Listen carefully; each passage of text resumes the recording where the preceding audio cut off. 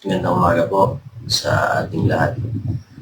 Tayo po ay nasa ika-203 days po ng ating pong personal devotion, group devotion online. Tayo po ay nasa Romans chapter 8, verse 1 hanggang 18 po yung ating pong pag-uusapan. Good morning everyone. Muli po, tayo po ay nasa Romans chapter 8, verse 1 hanggang 18. Tayo po ay magsimula na po sa ating pong devotion. Let us pray. Our God and Heavenly Father, maraming salamat po Panginoon sa oras na ito na binigay mo sa amin. Salamat po sa panibagong pagkakataon Panginoon na kami po ay nagising ngayong umaga. Salamat po sa pag-asa na meron kami Panginoon na galing po sa inyo. Salamat din Lord sa mga mapapala na inyo pong pinaparana sa amin Panginoon at sa bawat mga pagsubok Panginoon na nagpapatunay na hindi mo kami iiwan Panginoon at kahit kailan Lord God, igagabayan niyo po kami sa bawat mga dadaanan po namin mga pagsubok sa buhay. And God, right now, we pray na patuloy ka pong mangusap sa amin pong devotion. Hayaan niyo po Panginoon, ilit ako ng inyong banal na spirito. Sa ganun Panginoon, ang bawat isa po sa amin ay magkaroon Lord ng inspiration galing po sa inyo and encouragement Panginoon to walk in the Spirit. And we believe Lord na patuloy ka pong mamumuna sa aming mga buhay. O Diyos na dakila, samahan niyo po kami ngayong umagang ito. Ito po ang aming panalangin sa pangalan ni Jesus. Amen, amen, amen. Good morning po, Sister Dolores, Roda.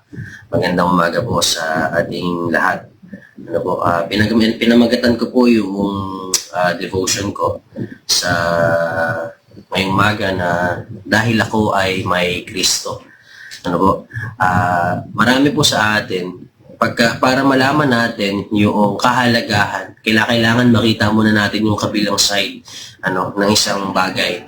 Halimbawa, sa buhay na meron po tayo ngayon, ano ba yung kahalagahan ng meron kang Kristo at yun ba yung ano ba yung mangyayari kapag wala? So dito po sa Romans chapter 8 ay makikita po natin yung pagkakaiba o di naman kaya ay parang paghahalin tulad sa buhay na lumalakad sa spirito at yung buhay na namumuhay sa tawag ng laman o yung fleshly desires, no po.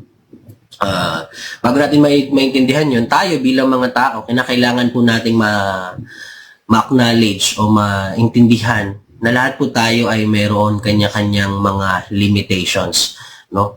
Amen po ba? Meron tayong mga kanya-kanyang mga limitations. O in other terms, kapag medyo mas personal, tayo po ay may mga kahinaan. And sometimes, hindi po ba, siguro marami po sa atin dito, ayaw na sinasabihan na mahina tayo. O kaya naman, ang hina-hina mo naman. Pero alam niyo po, bilang mga tao, natural po sa atin na meron po tayong kahinaan. Meron tayong mga limitasyon, no? At yun po ay isang katotohanan. At kalakip ng bawat limitasyon na meron po tayo, doon po natin makikita yung bawat kahinaan natin. And speaking of that, tayo ay mahina sa alaman. Tanggapin po natin yun, Hindi po pwedeng sabihin ni numan sa atin, kaya kong baguhin yung sarili ko. I can walk righteously in front of God na gagawin ko lahat, parang hindi na ako mag-church o hindi na ako a-attend ng small group kasi kaya ko namang baguhin yung sarili ko. At yun po ay yung mga taong ma-pride. Bakit? Kasi hindi naman po talaga natin kayang baguhin yung sarili natin nang tayo lang, nang sa sarili lang natin. Because mahina po yung tawag, mahina po itong laman na to, mahina po itong katawan natin na to. Pagdating sa pamumuhay ng may kabanalan, dahil nga po, di ba, tayo ay nakatira sa mundong makasalanan, therefore, malaki yung chance, Hindi ko naman po sinasabi na talagang gagawin natin yung kasalanan. Pero malaki yung chance na tayo ay mahulog sa tukso ng kasalanan once we live according sa flesh po natin, sa atin pong laman, doon sa ating kahinaan. Pag nag-dwell tayo doon sa ating limitasyon, dahil tayo ay mga tao, tayo ay mahuhulog sa kasalanan. But the question is, ano po, dahil ba tayo ay nasa laman, ay possible na o pwede na tayong gumawa ng kasalanan? Ano? Sinabi ni Pablo sa Romans chapter 6. And I hope lahat po ng learnings and reflections po natin nung tayo po ay nag-aaral ng Book of Romans, ay dala-dala pa rin po natin ngayon. Ano po? Sabi ni Pablo, diba, magpapatuloy ba tayong gumawa ng kasalanan para managana yung biyaya ng Diyos? Siyempre, hindi po, ano po. And dahil po dyan, hindi pa pwedeng maging excuse, na, kasi tao lang ako eh. Hindi pa pwedeng maging excuse. Kasi, kung sometimes, reality po yun. Tao tayo, sinful nature, fleshly desires, nagagawa natin. Pero, as long as na lagi iyon yung excuse natin, hindi mo ba't ginagawa nating way out yung tao lang kasi ako kasi kaya nagkakamali. So, tingnan po natin yung kaibahan ng buhay na mayroong Kristo. At dahil po tayo ay mga mananampalataya na ni Kristo, ang una, tayo ay may Kristo na. Na yun po yung number 1 point. Ikaw at ako ay may Kristo na. At yun po yung sinabi ng verse 1 pa lang sa chapter 8. Kaya nga, wala nang kahatulang parusa sa mga taong nakipag-isa na kay Kristo Jesus. There is no condemnation, sa ating mga nananampalataya at nakipag-isa na kay Kristo Jesus. So wala na. So ibig sabihin ba, dahil wala na yung parusa, pwede na? Again, hindi pa rin po. Excuse iyon. Sa pamamagitan ng kautusan ng Espiritong nagbibigay buhay dahil sa pakikiisa natin kay Kristo Jesus, pinalaya na ako mula sa kautusan ng kasalanan at ng kamatayan. Ginawa ng Diyos ang hindi kayang gawin ng kautusan dahil sa kahinaan ng tao. Hindi natin kaya yung ginawa ng Diyos. Sapagkat siya ay Diyos, tayo ay tao lang. Isinugo niya ang kanyang sariling anak sa anyo ng taong makasalanan upang pawiin ang kasalanan. Sa gayon, hinatulan na niya ang kasalanang umaalipin sa tao. Ginawa ito ng Diyos upang ang itinakda ng kautusan ay matupad sa atin na namumuhay ayon sa Espiritu at hindi ayon sa hilig ng laman. Mga kapatid, dahil ikaw at ako ay may Kristo na, wala na tayo dun sa condemnation. Hindi na natin dadanasin yun. At pinaliwanag po dito ni Pablo, na sa pakikipag-isa natin kay Kristo Jesus, tayo po ay pinalaya na. So lahat po tayo ay malaya na. Mula doon sa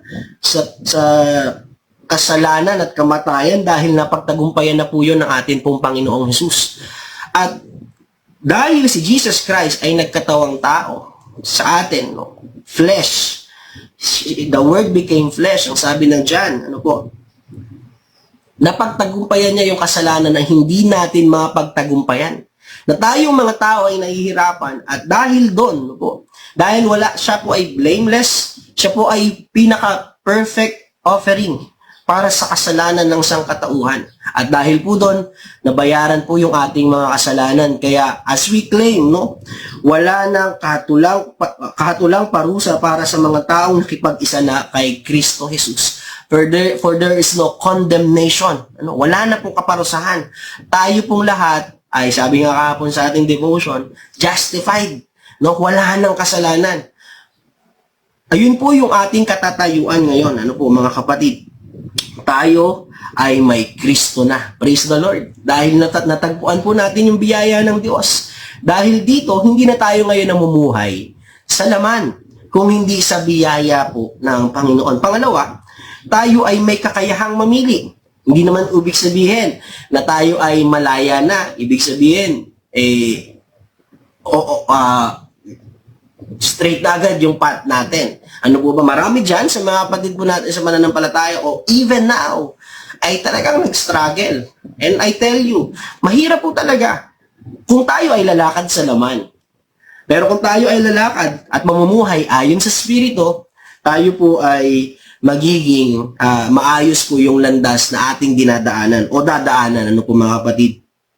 Tayo, ikaw at ako, ay may kakayahang mamili. Laman o espiritu. Tandaan po natin yan. No? At sa may verse 5 hanggang verse 8, dito po pinakita yung kaibahan between flesh and the life in the spirit. Ang mga namumuhay ayon sa hilig ng laman ay walang pinapahalagahan. Ito po yung karakteristik ng mga taong namumuhay ayon sa laman. No? Sila po ay walang pinapahalagahan kundi ang mga bagay ukol sa laman. Ngunit ang namumuhay ayon sa Espiritu ay nagpapahalaga sa mga bagay na espiritual. Ano pong sinabi ni Pablo sa Colossians chapter 3, verse 1 to the following verses? Set your minds on things above and not on earthly things. Ano po? So yung buhay dapat natin bilang tayo ay mga mananampalataya ng ating Panginoong Hesus. Nandun tayo sa ikalawa, no? But sometimes, no? Natitisod pa rin po tayo. Again, laman. Nasa laman po tayo. Ang mga namumuhay ng ayon sa hilig ng laman ay walang pinapahalagahan kundi ang mga bagay ukol sa laman. Ngunit ang namumuhay ayon sa Espiritu ay nagpapahalaga sa mga bagay na espiritual.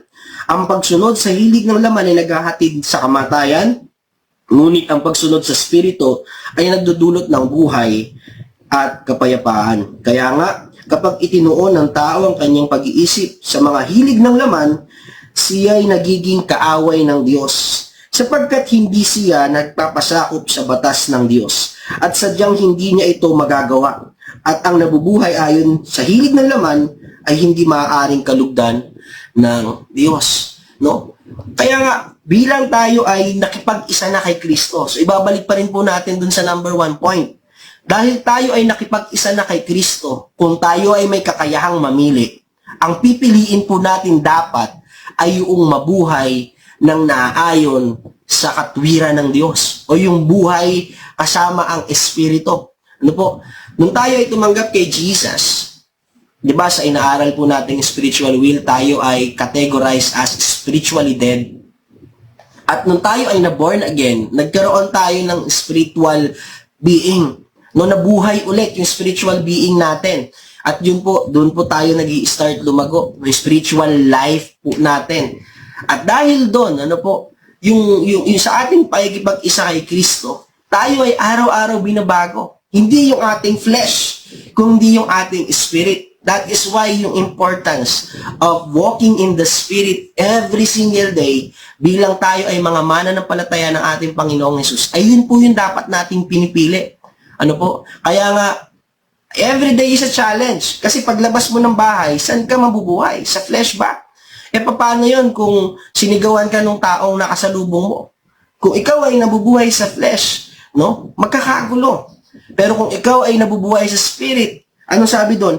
Nabubuhay tayo sa kapayapaan. Yung mga taong nabubuhay o lumalakad ayon sa Espiritu. So ikaw ay, hindi mo siya sisigawan. Hindi mo siya babalikan ng sigaw. Kung hindi babalikan mo siya ng kapayapaan.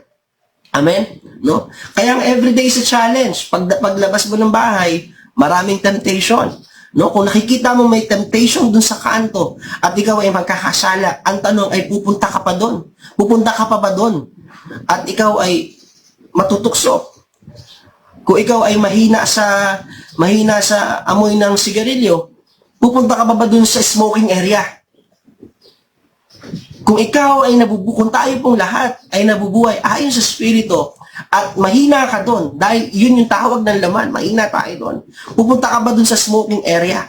O pupunta ka, dahil ikaw ay mahina sa pag-inom ng alak, pupunta ka ba dun sa mga taong maraming nagiinuman? Hindi po ba titingnan natin maigi kung ito ba ay makapagbibigay ng kaluguran sa atin pong Panginoong Hesus? Ano po? Kaya nga, may kakayahan tayong mamili, pero ang expectation ng Diyos, dahil tayo ay nakipag-isa na kay Kristo, pipiliin nating lumakad ng naaayon po sa Espiritu ng atin pong Panginoong Hesus. Pagdating ng verse 9, sinabi ni Pablo, no? Ito yung flesh, ito yung buhay sa Espiritu. Pero sinabi ni Pablo pagdating ng verse 9, ngunit hindi na kayo namumuhay ayon sa laman. Praise the Lord. Hindi na tayo namumuhay ayon sa laman, kundi ayon sa Espiritu. Sa katunayan, naninirahan sa inyo ang Espiritu ng Diyos. Kung wala sa isang tao ang Espiritu ni Kristo, take note of this, kung wala sa isang tao ang Espiritu ni Kristo, sabi doon, hindi kay Kristo ang taong iyon.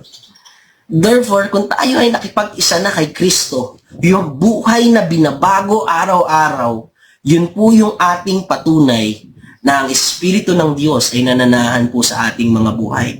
Remember, after the empowerment of the Holy Spirit sa Acts, ano po ba? Nakita niyo po ba yun?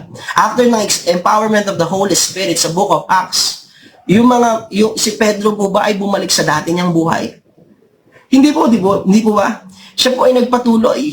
Lahat po sila, yung mga apostol, they preach the gospel. No? Hindi na sila bumalik sa pagiging Simon. Si Pedro po ay nanatiling Pedro.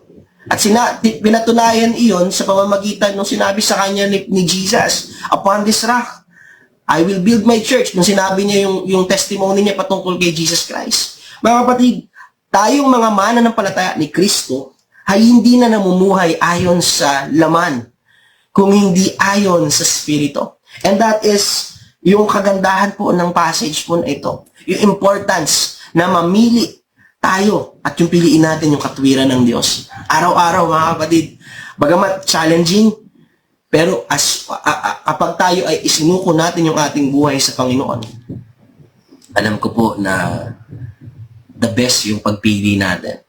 No? The best yung pakikipag-isa natin kay Kristo. And lastly, sabi po dyan, tayo ay anak ng Diyos dahil sa pamumuhay ayon sa Espiritu. No?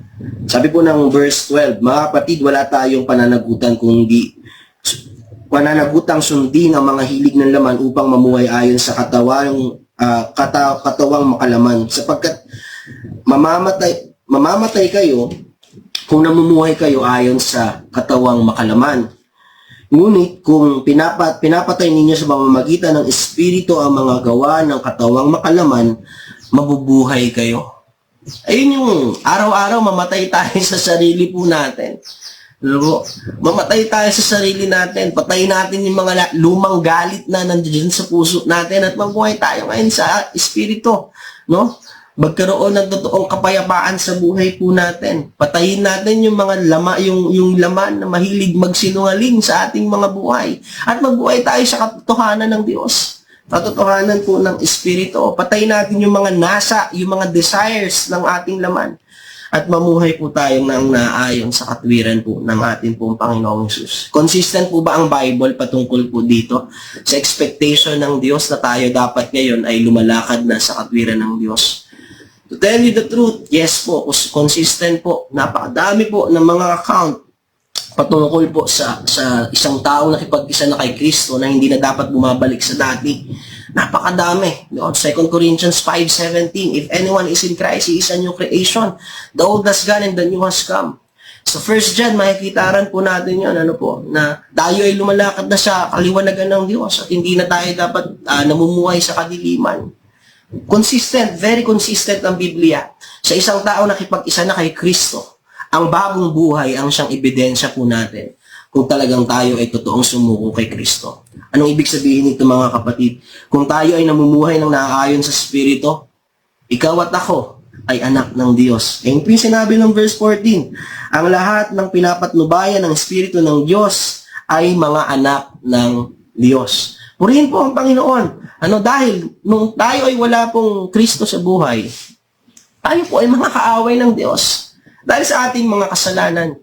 Pero dahil sa biyaya ng ating Panginoon at nasumpungan po natin yung pag-ibig niya, ngayon po ay mamumuhay tayo ayon sa Espiritu ng Diyos. Lumalago yung ating spiritual life, tayo po ay mga anak ng Diyos. At ito ba po ang maganda dito? No? Ang Espiritu ang nagpapatuto, sabi ng verse 16 hanggang 17, ang Espiritu ang nagpapatuto kasama ng ating Espiritu na tayo ay mga anak ng Diyos. At yamang mga anak, tayo ay mga tagapagmana at kasamang tagapagmana ni Kristo. Sapagkat kung tayo ay kasama niya sa pagtitiis, tayo ay makakasama niya sa kanyang kaluwalhatian. kasamang tagapagmana ni Kristo. Co-heir with Christ. Lahat ng abundant ng Biblia, atin pong mararanasan yung mga pagpapala na mayroon po tayong nakikita dito. Dahil tayo ay nakipag-isa kay Kristo. Kalakip, ng mga bagay na to. Let me end with this. Kalakip ng mga bagay na to, yung challenge sa laman, kung pipiliin ba natin yung buhay ng may katwiran o buhay na namumuhay sa laman. Maraming pagtitiis. Maraming pakikibaka ang atin pong gagawin araw-araw. Darating ka dun sa point na nagagalit ka, magmumura ka ba o hindi? Magsisinungaling ka ba o hindi? Matutokso ka na gumawa ng kasalanan, may naamoy ka na sigarilyo, maninigarilyo ka rin ba o hindi? May tawag ng kalasingan, maglalasing ka ba o hindi? May tawag ng laman, ikaw lang mag-isa at walang nakakakita, gagawin mo ba yung tawag ng laman o hindi? Maraming pagtitiis. Marami tayong dadaanan. Bukod doon, yung mga trials pa ng buhay, pagsubok sa buhay. Pero let me end with this. Sabi ng Bible sa verse 18, para sa akin, ang pagtitiis sa kasalukuyan ay hindi maihahambing sa kaluwalhatiang ipahahayag sa atin balang araw. May kakayahan tayong mamili, kapatid. At sa pagpili nating lumakad sa Espiritu ng Diyos, marami tayong pagtitiis na gagawin. Kahit nanginginig ka ng gumawa ng mali, dahil wala namang nakakakita, ay pipiliin mo pa rin gumawa ng tama. Dahil tayo po ay namumuhay sa Espiritu at hindi sa laman. At yung mga pagtitiis na yon, yung pagtitiis na yun sa mga temptation, sa tawag ng laman, at na-overcome po natin paunti-unti sa biyaya ng Panginoon,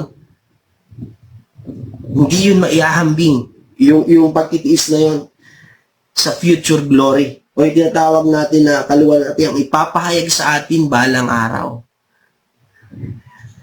Kung may kakayahan po tayong mamili, sana piliin po natin yung mga bagay na nakalulugod sa Diyos at hindi sa comfort ng ating laman. Magandang umaga po mga kapatid, at tayo pong lahat ay manalangin. Let's pray. Our God and Heavenly Father, maraming salamat po dahil sa inyong mga salita na ibinigay po sa amin, Panginoon, ngayong umaga. We believe, Lord, na ikaw ang siya nakababatid ng aming everyday struggle bilang kami, Panginoon, ay mga Kristiyanong nananampalataya sa inyo. Ikaw ang siya nakakakita, Panginoon, ng mga bagay na kung saan kami mahina. Pero Lord, ang sabi mo sa iyong salita, Lord God, when we are weak, you are strong. At every time, Panginoon, na panghihinaan kami o natutokso kami sa tawag ng laman, matandaan palagi namin na piliin namin, Panginoon, kung ano man yung mga makapagbibigay ng kaluguran sa inyo pong pangalan. Kung ano yung tama, kung ano yung makatwiran sa inyo pong paningin, yun po yung gawin po namin. Na every time na kami po ay natutokso, Panginoon, isuko po namin palagi sa inyo ang aming mga kahinaan at palitan ito, Panginoon, ng kalakasang nanggagaling po sa inyo. Na dumating po yung moment, Lord God, na mapagtagumpayan po namin yung tawag ng laman. O Diyos na dakila, maraming salamat po. Sapagkat sa inyong paalala ngayong umaga, marami ka pa pong itatama sa buhay namin. At naandito po kami, Panginoon, at nagpapatama po sa inyo. Lord, if there's any stain of sin in our heart, Lord God, patawarin niyo po kami, Panginoon. Linisin niyo po ito ng inyong pong dugo na umagos sa krus ng Kalbaryo. And Lord, I pray na ang bawat isa sa amin, ipagkakalooban niyo po, Panginoon, ng willingness to walk in the Spirit, to walk and live accordingly, Lord God, sa inyo pong purpose, sa inyo pong mayamang kalooban. Maraming salamat, Panginoon. I speak blessing para sa mga tao, Panginoon, na nakikinig ngayon. Pagpalain niyo po sila Kung sila man, Panginoon, ay nangangailangan ng comfort, abutin niyo po sila, Panginoon, at pagpalain ng kalakasan. Kung sila man, Panginoon, ay nangangailangan ng kagalingan, Lord, I speak healing in the name of Jesus, Panginoon, in their lives, Lord. At naniniwala ako, ang bawat pamilya, ang bawat isa sa amin, Panginoon, ay pagpapalain niyo po, and you continue to use us as a blessing. Pagpalain niyo po yung ministeryo, Panginoon, niyo po pinagkaloob sa Christ Church in Makati and Christ Church in Makati, Bacoor, na matuloy po kami, Panginoon, na makaabot ng mga kaluluwa, Panginoon, na may gagayad po namin para po sa inyo pong karangalan. Muli, O Diyos, salamat, Panginoon. Continue to bless us. O Lord, maraming salamat po. Ito po ang aming samod dalangin sa makapangyarihang pangalan ng aming Panginoong Jesus. Amen and amen. Mag-ingat po tayo palagi and let us always enjoy the favor and blessings by the grace of God. Good morning and God bless.